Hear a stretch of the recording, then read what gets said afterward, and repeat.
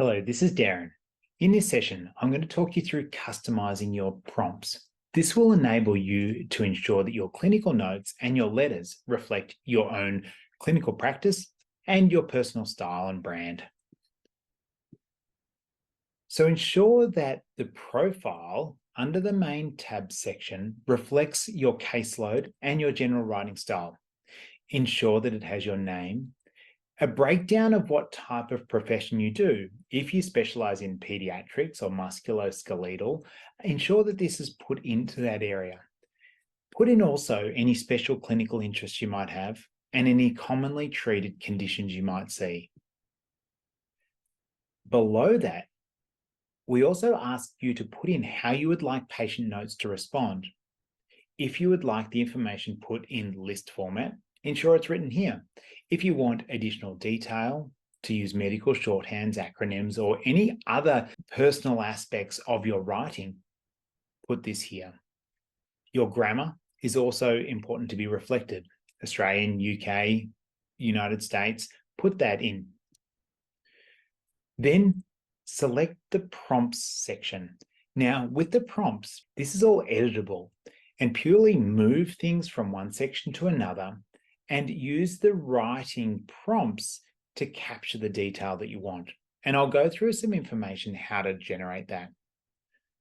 So when formatting prompts, the use of colons ensures that you actually introduce a question or a field to be populated using AI.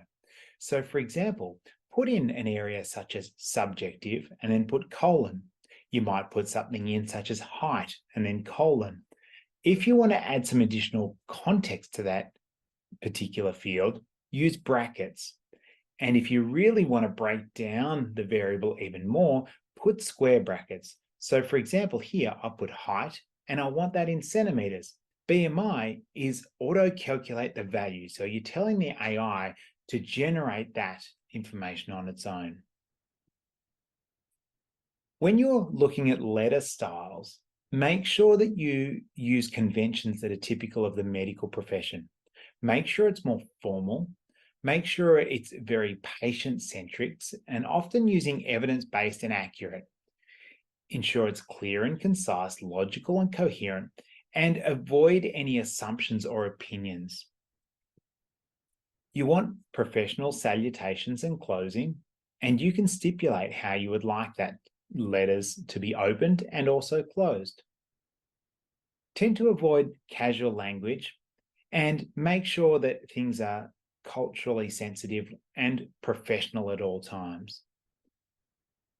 So the steps are, go into your prompts and it'll take you probably 5 to 15 minutes to adjust all the sections, the initial and follow-up, the profile, the patient summary, and the medical letters. The more time you spend in this area, you'll ensure that you actually generate clinical notes that are optimized for your setting and your team. Make sure that you test your prompts. Use a single transcript using the manual in transcript option. Now, what I'm going to do now is take you through and guide you through how I would do that in my clinical situation. So when looking at adjusting your profile and prompts, go up to the tab and select Profile.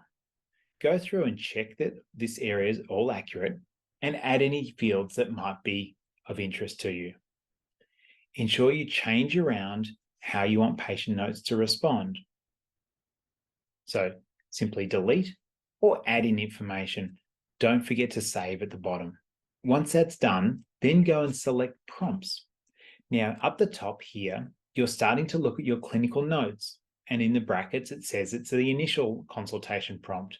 Now, you might want certain areas removed. So for example, I want the red flags removed. It'll be preloaded with some profession-based defaults. But again, you can go in and add information. So I want to collect height and I want it to be in centimeters. I want the weight to be in, and I want BMI to be automatically calculated. The great thing with the prompts and AI is that it doesn't need coding in order to get the details.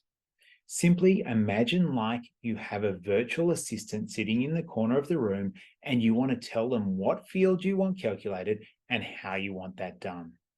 So, for example, I might want to have goals and I want them to be listed in smart format. Now, I might want to break that down even more, and I might want to have goals, and I want to outline what my 2-week goals are and 6-week goals. Now, that will populate the area outlining the content in my transcript. Now, if no mention is made of that, then you can have that removed. Now, in the prompt guide, which is either accessible via this link or under the main tab area, you'll also see a whole lot of options that we've created for you. Somebody might like their medications in one particular format, others might like it a different way. In the prompt guide, purely highlight the way that you would like it, go back into the prompt, copy it across, and then just paste that straight into the system. Go down, select save, and now that will appear in the next time you run that. So what this will example be would be that medications will be then referred to in brand name, generic name, dosage, treatment. Now, you might not want any information other than just what medications they're on. Just keep it quite broad. So what you'll find is it'll take a few minutes to work through and often replicate the format that you would have your current notes stored in. Even have a printout or have side by side your current format for your notes and add as you see fit. This might be reflecting even a basic SOAP format, or it might be really trying to drill down to specifics as we've sort of outlined in the prompt guide. The more detail you put in here and the more reflective of your clinical style, the more patient notes will then produce all of this. If you're going into your patient summary, you might then want to add some extra information. So you'll notice here that we didn't put in goals, the goals into here. So that's just now going to say, create the letter, make it professional, warm and friendly, and add in the diagnosis, the goals, and the treatment. In the letter to the medical contacts, you might find that, well, 350 words is too much. I want it to be 250, and I want it to be more friendly as opposed to professional.